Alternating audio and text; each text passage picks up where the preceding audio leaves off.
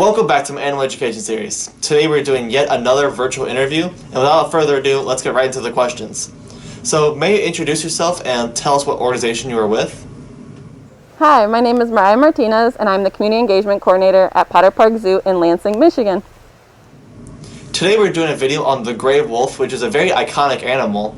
So, can you tell the people where you can find these animals out in the wild? Gray wolves can be found in North America, Asia, and Europe. Based on the gray wolf's natural range, obviously they are cold weather specialists. And what kind of adaptations do they have to survive in cold, harsh environments? Wolves have a dense underfur that helps provide insulation, and their long legs help them hunt in the deep snow.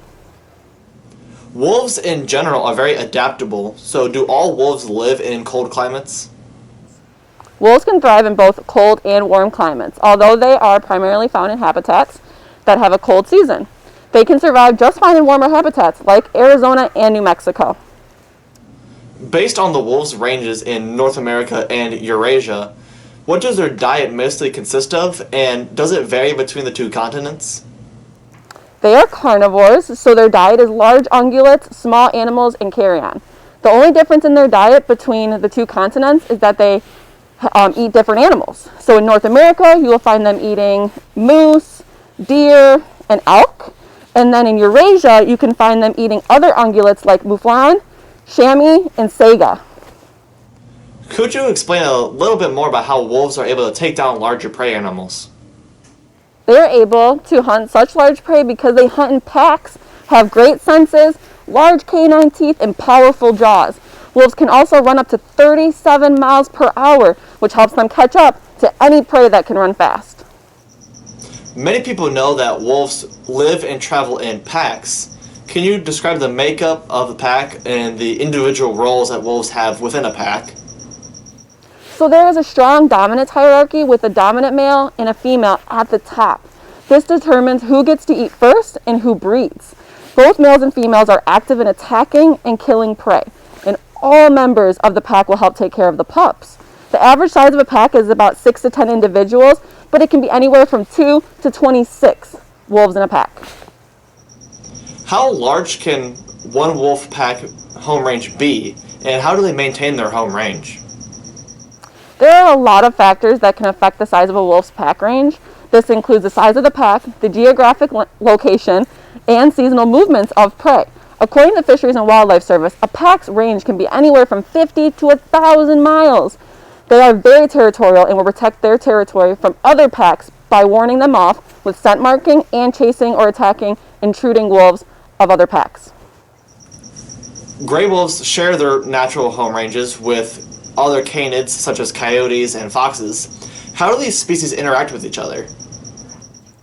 Wolves are known to ignore animals like foxes and coyotes because they do not compete with them for food, since they tend to hunt smaller animals. Now they may chase them away or kill them if they are caught eating their kill. Do wolves have any natural predators other than people? Although they are a top predator and they have very few predators themselves, other gray wolves and coyotes may try to attack those that are alone or young. Earlier you were describing the makeup of a wolf pack. So will the alpha couple remain together forever, or can one of the members of that couple be removed from their alpha status? So the structure of a wolf pack is not definite. It can change from year to year, and wolves will move up and down the hierarchy. A wolf lower on the hierarchy may challenge the alpha wolf, and if the alpha loses, it may go off on its own or find another mate and start its own pack. About how long is the gestation period for a gray wolf, and how many pups could a female have? The gestation period is 60 to 63 days, and the average litter sizes range between 6 to 7 offspring. When do gray wolves typically reach sexual maturity? Females reach reproductive maturity at 2 years and males at 3 years. Are gray wolves nocturnal, diurnal, or are they crepuscular animals? Wolves are primarily nocturnal because they do most of their moving at night and cover long distances. What is the current Iucn status of the gray wolf? The gray wolf is of least concern according to the Iucn. However, until very recently, they were considered endangered in the United States. From what I've read, the gray wolf wasn't always least concern. at one point in North America, most wolf populations were greatly reduced. Can you tell us a little bit more about what brought on the decline in the gray wolf population? At one time, it was believed that livestock were endangered by the increase in wolf populations. This is when wolves became hunted more and their populations were nearly eradicated. Habitat destruction also hurt the species. What measures have been taken to bring back the gray wolf from near extinction? Wolves received federal protection, which helped them recover in the Great Lakes region. The reintroduction of gray wolves onto land that is protected increased the likelihood of their survival in North America. Through migration, they have been able to move to other parts of North America and thrive. One thing we haven't talked about yet is how the gray wolf is a keystone species. Keystone species, for those of you who don't know, is an animal that greatly impacts its environment around it, and without that animal, the environment would change drastically, typically in a negative fashion. But can you guys explain how the gray wolf is a keystone species? Since they are a top predator, they play a really important role in regulating populations of their prey animals and removing weak individuals. If prey populations get out of control, it can have a lot of negative effects on the environment around them. Wolves have a very bad representation in stories, mythology, and folklore, probably only second to snakes in terms of having a bad reputation. But wolves are often displayed as bloodthirsty killers of people. Is there any actual evidence that shows that wolves are a significant danger to people? As we say about all of our animals, if it has a mouth, it can bite. People should always be cautious around wolves and any wild animal, but the chances of a wolf attack are very small. You should never approach a wolf in the wild just to be safe. How many wolves do you have at your facility, and do you mind telling us about them? So we actually have 2 males, comotes, behind this tree here, and Takani, right on over here, and then Tala, who's a female, and she's behind a log back there, here at Potter Park Zoo. They're all siblings, but the brothers were born in a different litter than Tala.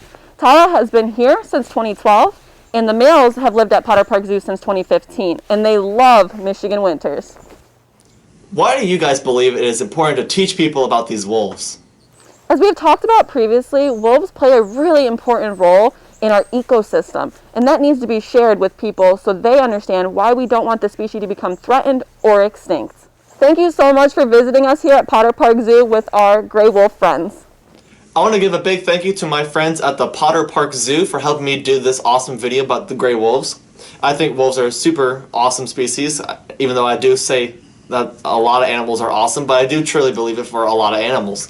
But thank you guys so much for watching this week's video. Don't forget to leave a big thumbs up down below, subscribe to my channel, and as always, I will see you next week.